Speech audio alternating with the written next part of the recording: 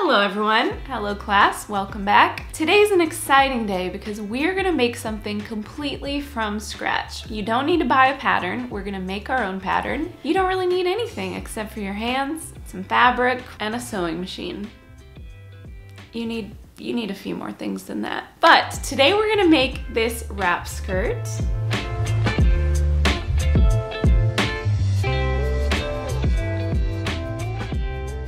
One thing before we start, I almost always do a little test run of whatever I'm making before I make a video, just so I know I can make it, but that's not the case at all today. All I have is the idea in my head, and we're gonna just see if it works. So let's just get started. First things first, we're gonna draw this little thing out.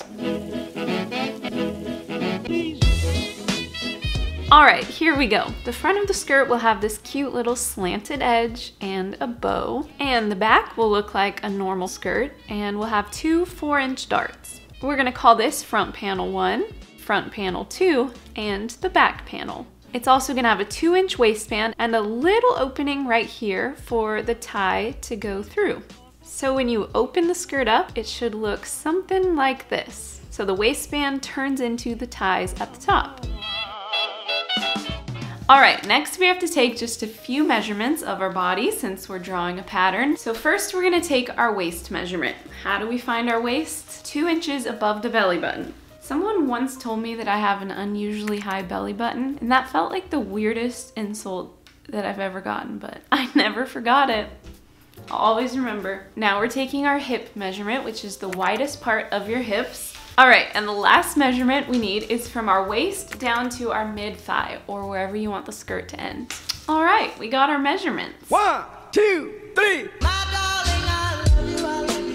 All right, we're gonna draw this pattern out. I just wanna pause the video real quick and let everyone know that I'm about to mess up at least 4 times in the next 2 minutes, so bear with me. Okay, so this is the back of the skirt, and I'm starting by drawing a horizontal line for my waist. Because remember, my waist was 31 inches wide, and I'm gonna divide that by 4, which is 7.75 inches. Because this particular back of the skirt pattern is only going around 1/4 of my waist. But since we're adding an inch dart right here, I'm gonna add an inch onto the end to give myself room for that. Now I'm drawing a vertical line 18 inches because that was the length from my waist to my mid-thigh. Okay, now I'm drawing my hemline 12 inches long. And I got that number by dividing my hip measurement by 4 again, which is 10 inches. But I'm actually gonna add 2 inches to that. And this is gonna give my skirt a little bit of ease and flare so that we're not wearing a rectangle. And then I'm just gonna connect the waistline to the hemline, giving our skirt a nice little flared edge. I'm putting a straight line with some arrows to remind me to cut this on the fold.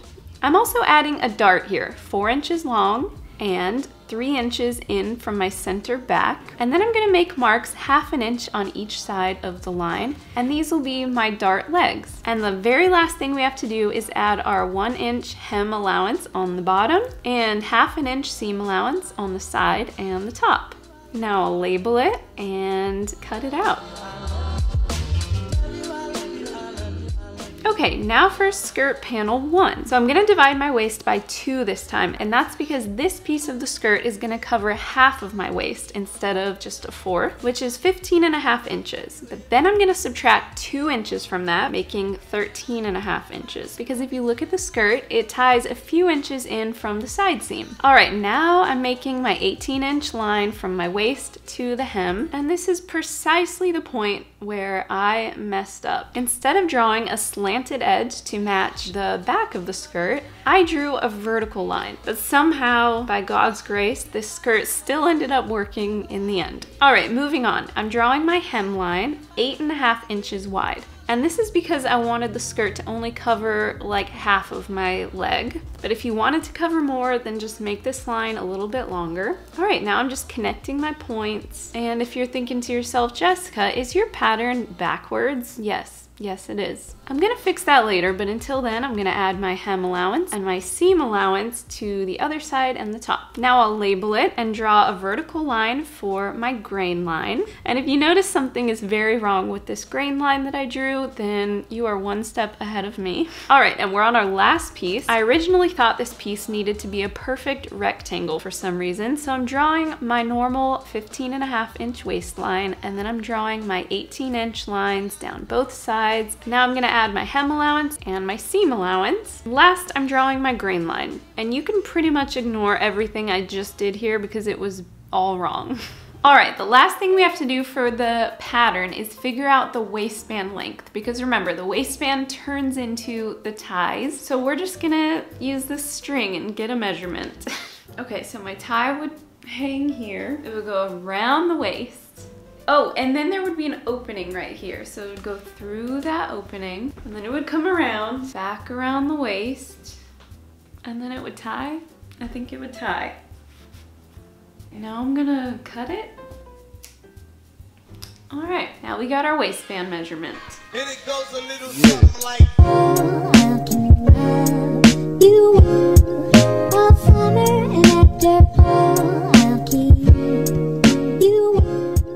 All right, I have my fabric folded in half, parallel to the selvage edge. And I'm gonna lay down my top-notch pattern weights, and I'm just gonna cut out the back skirt pattern on the fold. And this is exactly the moment I realized I made a big mistake.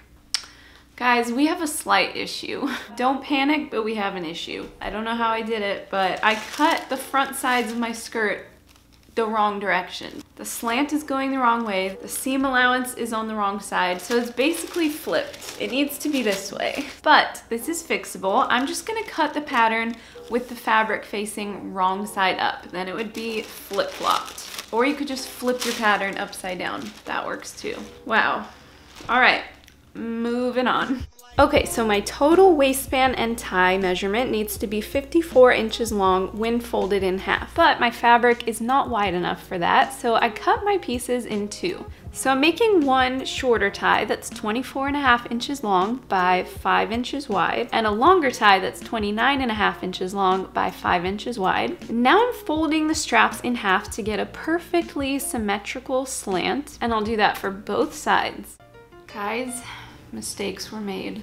A lot of mistakes were made. Upon laying my pattern pieces down, I realized that since I drew my side seams with straight lines, when I lined them up with the back of the skirt, not only was my grain line not straight anymore, but my waistline also wasn't straight anymore, and my hemline is looking real weird down here. Like, this shape just shouldn't be happening. So here's what we're gonna do. There is still hope to salvage this skirt, I think. We have enough fabric to fix one thing. Upon much consideration, I decided we're gonna fix front panel 2. I don't know if that's the right decision, but we're gonna do it. All right, back to the pattern paper for just a quick second. I'm gonna lay down the back of my skirt and my old front panel, and I'm gonna trace that beautiful slanted edge that it should have had. And then I'm gonna straighten my waistline up here. I'm also gonna straighten this wacky hemline down here. I'm also gonna keep this side of my skirt slanted instead of straight, and this ended up making a little slit right here in the skirt. So if you don't want this much of a slit, then definitely make that piece wider and more straight. All right, I'm gonna add my hem allowance to the bottom, the seam allowance to the correct side this time, and my new grain line that is perfectly straight.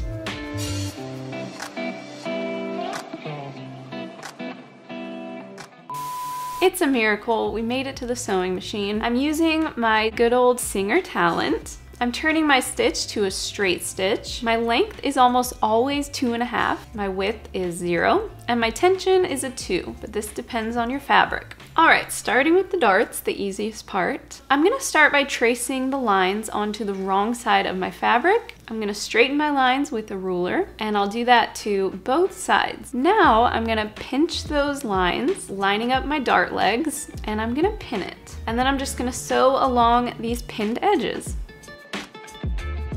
And then I'm gonna press it open. We're already almost done with this skirt. Now we need to connect the back of the skirt to the two front panels. And since I don't want this fabric to fray and I want it to look neat on the inside, we're gonna fake an overlock stitch. Did you know you can do that? You can. All right, I'm gonna turn my stitch to this one that looks a lot like an overlock stitch. If you only have a zigzag stitch, you can use that instead. I'm gonna turn my stitch length to S1 and my width to a 5. And then I'm gonna sew along the sides at the front of the skirt and the sides of the back of the skirt. I'm lining up the fabric to the edge of the presser foot. It should look something like this, but there's a little bit of extra fabric there. So I'm gonna be really careful and trim to the edge of that fake overlock stitch. And now I can connect my pieces. So I'm gonna lay the front sides down on top of the back of the skirt, right sides together, and I'll sew along the pinned edges using a normal straight stitch. I'm gonna press it open. And now I'm gonna hem this side of the skirt and this little side right here. You can use a simple rolled hem if that's easier, but I'm gonna use my fake overlock stitch again. And then I'm gonna trim it. And then I'm gonna fold it over to the wrong side by 1/2 inch. And then we're just gonna top stitch along the pinned edges. And remember, a top stitch is just a straight stitch on the top of a garment, usually 1/4 inch away from the edge. All right, we are on our final 2 steps. We have to now attach the waistband and then hem the bottom of the skirt. We're not gonna mess up anymore. I might mess up. Okay, I'm gonna lay down my 2 waistband pieces right sides together, and I'm just gonna sew along the edge at 1/2 inch seam allowance and press it open. Now for the fun part, we're gonna fold down the pointy edges of the bow on the wrong side by 1/2 inch. And then we're gonna fold down the sides also by 1/2 inch. And I'm just gonna do that all around to both sides.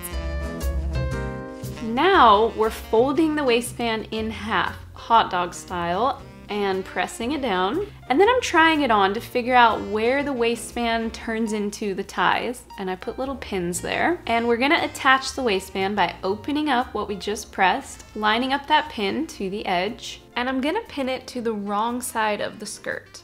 Now I'm just gonna sew a straight stitch just along the skirt. And you're gonna stop where the waistband turns into the tie. Don't sew that yet. I'm gonna press that open, and then I'm gonna flip the waistband over to the right side of the skirt. And then I'm just gonna pin it down. All right, now we're gonna sew down the little slanty edge all the way down the tie. Ow! Ow! All the way across the waistband, and then all the way down the other tie using an edge stitch, which is just a straight stitch really close to the edge of something, usually like 1/8 inch away. And this is the point when I tried on the skirt to get the final hem measurement, and I realized that this is looking funny. I made that skirt panel too long. So I got a measurement for where I wanted to cut it. I'm gonna go ahead and trim that piece off. Now to hem the skirt, you can use a simple rolled hem if you want, but I'm gonna use my fake overlock stitch again. And I made a line here where I want my actual hem to be. So I'm just lining up the edge of my presser foot to that straight line. I'm gonna trim it.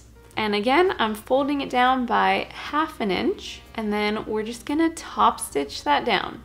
All right, the hemming is done. Everything is done except for one tiny, tiny, tiny thing. But I'm not really sure if this is gonna work. This is more of an experiment than anything. I'm gonna put a little buttonhole right at the right side of the skirt, and this is where the tie will go through. The only thing is though, I don't have a button big enough to put in this buttonhole maker, so we're gonna just see if it works without a button. All right, I'm gonna put my buttonhole foot on. I don't like the name of that.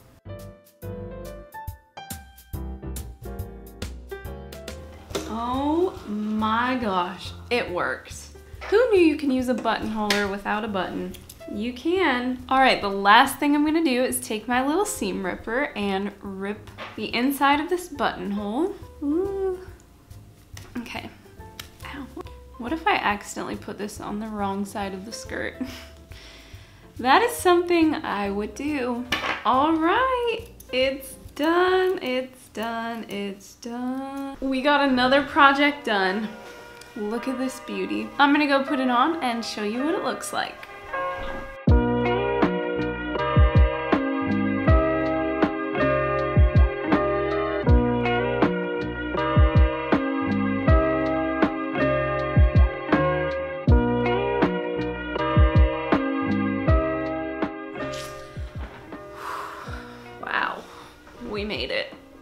I don't know how we made it, but we made it. What has this project taught me?